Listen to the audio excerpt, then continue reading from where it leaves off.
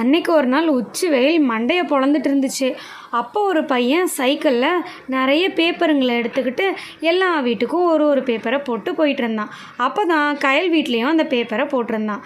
அப்போ கயல் அந்த பேப்பரை எடுத்து படித்து பார்க்கும்போது ஏசி கடையில் கோடைக்கால சிறப்பு சலுகை விட்டுருக்காங்க, 50% தள்ளுபடின்னு பார்த்த உடனே அத்தைக்கிட்ட இந்த நியூஸை சொல்லிட்டா. அத்தை சும்மா இருப்பாங்களா? உடனே அத்தை இப்படி சொல்கிறாங்க. அடடா கயல், 50% ஏசி ஆஃபரா? ரொம்ப வெயில் அடிக்குது, கண்டிப்பாக நம்ம வீட்டுக்கு ஒரு ஏசி வாங்கணும்னு நினச்சிட்டு இருந்தேன். ஆமாம் அத்தை, அதை தான் நானும் யோசித்தேன். கண்டிப்பாக நம்ம வீட்டுக்கு ஏசி தேவை. ஏன்னா ரொம்ப வெயில் அடிக்குது, தாங்க முடியலை. அப்படின்னா சரி வா கயல், நம்ம இப்போவே போய் அந்த ஏசியை வாங்கிட்டு வந்துடுவோம். ஆஃபர் முடிஞ்சிட போகுது இப்படின்னு 2 பேரும் யோசிச்சுட்டு வெயிலும் ரொம்ப அதிகமாக இருக்கிறதுனால உடனே போய் அவங்களுக்கு பிடிச்ச மாதிரி ஒரு ஏசியை வாங்கிட்டு வீட்டுக்கு போயிட்டாங்க. ஏசி வாங்கினதில் 2 பேருக்கும் ரொம்ப சந்தோஷம். போனதும் ஏசியை மாட்டியே ஆகணும்னு பேசிக்கிட்டே போனாங்க. என்ன அத்தை, இந்த ஏசி இவ்வளோ வெயிட்டாக இருக்குது, செம்ம ஏசியாக இருக்கும்னு நினைக்கிறேன். டேய் ராமு, அங்க பாருடா, நம்ம வீட்டுக்கு புது ஏசி வந்திருக்கு. Jolly jolly. ஹே ஆமாம் கவிதா, ஜாலி ஜாலி. இனிமே வெயில் அடித்தாலும் கவலைப்பட வேணாம், நமக்கு ரொம்ப வேர்க்காது, குளுன்னு ஏசிலே இருக்கலாம். அத்தை, நான் ஏசி மாற்றவர்கிட்ட ஃபோன் பண்ணி பேசிட்டேன். இப்போவே ஏசி மாற்றவர் வந்து மாட்டி விடுறேன்னு சொல்லிட்டாரு. கயல் ஃபோன் பண்ணி அடுத்த 5 நிமிஷத்துலேயே ஏசி மாற்ற வரும். அவங்க வந்து வீட்டில் ஹால்லேயே ஏசியை மாட்ட சொன்னதால் ஹால்லேயே ஏசியை மாட்டி கொடுத்துட்டும் போனார்.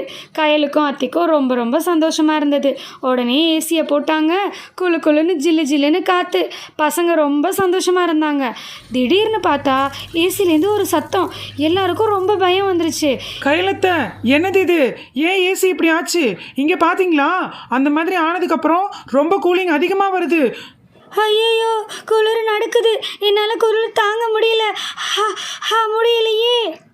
அத்தை, எங்களுக்கு இது ரொம்ப ஜாலியாக இருக்குது. ஏசி ரொம்ப அதிகமானனால நிறைய பனியாயிடுச்சு. வீடு ஃபுல்லாக பனியாக இருக்கிறனால நாங்கள் இந்த பனியை எடுத்து சூப்பராக ஸ்னோபால் செஞ்சு விளையாட போகிறோம். ஹே ஜாலி. பசங்க இப்படி விளையாடுறத பார்த்ததும் கயலுக்கு ஒரு சூப்பரான ஐடியா வந்துச்சு.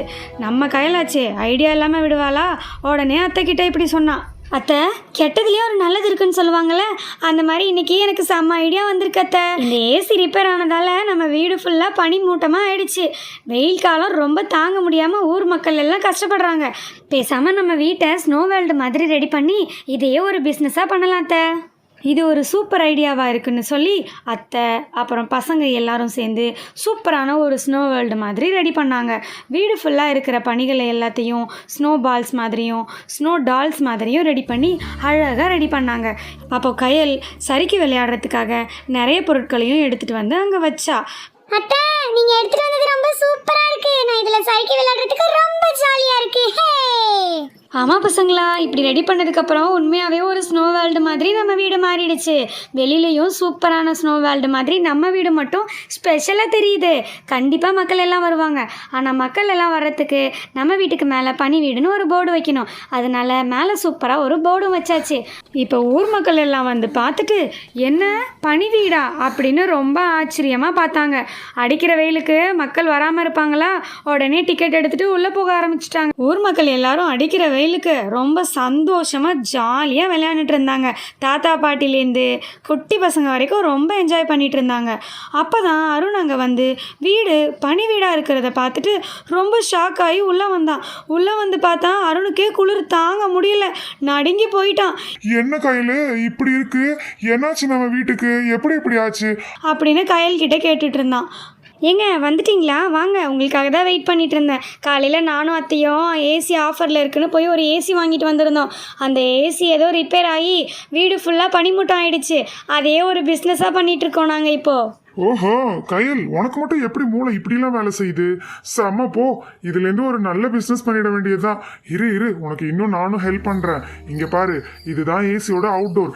இதை இன்னும் கொஞ்சம் செட்டிங்கை மாற்றி வச்சா ஃபுல்லாக பனி பொழியும். எப்படி? அருண் வந்து ஏதோ பண்ணதும் மேலேருந்து பனி பொழிய ஆரம்பிச்சிருச்சு. அது பார்க்க இன்னும் சூப்பராக இருந்துச்சு. மக்கள் எல்லாம் ரொம்ப சந்தோஷப்பட்டாங்க, ரொம்ப ஜாலியாக என்ஜாய் பண்ணிட்டு இருந்தாங்க. அப்போ தான் அருணுக்கு இன்னொரு யோசனை வந்தது. ஏசி கூலிங் கம்மியாக இருக்கும் போதே இவ்வளோ பனி பொழியுது, அப்போ இன்னும் கூலிங் அதிகமாக வச்சா ரொம்ப சூப்பராக இருக்கும்ல அப்படின்னு சொல்லிட்டு ஏசியோட கூலிங்கை அதிகமாக வச்சு விட்டுட்டான். அப்புறம் நடந்தது என்ன? எல்லாரும் ஃப்ரீஸ் ஆயிட்டாங்க. பனி ரொம்ப ஓவர் ஆயிடுச்சு. அப்போ வெளியில் போன கயல் திடீர்னு உள்ளே வந்து பார்த்தா எல்லாரும் ஃப்ரீஸாக இருந்தாங்க. என்ன ஆச்சுன்னு அவளுக்கு ஒன்றும் புரியல. அவளும் ஏதேதோ கத்தி பார்த்தா, உடச்சி பார்த்தா, ஒன்றும் வேலைக்காகலை. இங்கே கூலிங் ரொம்ப அதிகமானதால தான் இப்படி ஃப்ரீஸ் ஆகிடுச்சின்னு சொல்லிட்டு கயல் உடனே கரண்ட்டோட மெயின் சுவிட்சை ஆஃப் பண்ணான். உடனே ஏசியும் ஆஃப் ஆகிடுச்சு. ஃப்ரீஸ் ஆன மக்கள் எல்லாரும் பழைய நிலைமைக்கு வந்துட்டாங்க. இப்போ தான் கயல் ரொம்ப சந்தோஷமாக இருந்தா. ஆனால் பனியெல்லாம் உறைஞ்சதால் வீடு ஃபுல்லாக தண்ணி ஆயிடுச்சு. அடுத்து என்ன வேலை? பனியால் நிறைஞ்ச வீட்டை தண்ணியை ஃபுல்லாக க்ளீன் பண்ண வேண்டியதான். ஆனால் ஏசி ரிப்பேர் ஆகி பனி வீடானனால கயல் ஃபேமிலி மட்டும் இல்லாமல் ஊரில் இருக்கிற எல்லாருமே கொஞ்ச நேரம் ரொம்ப சந்தோஷமாக விளையாடினாங்க.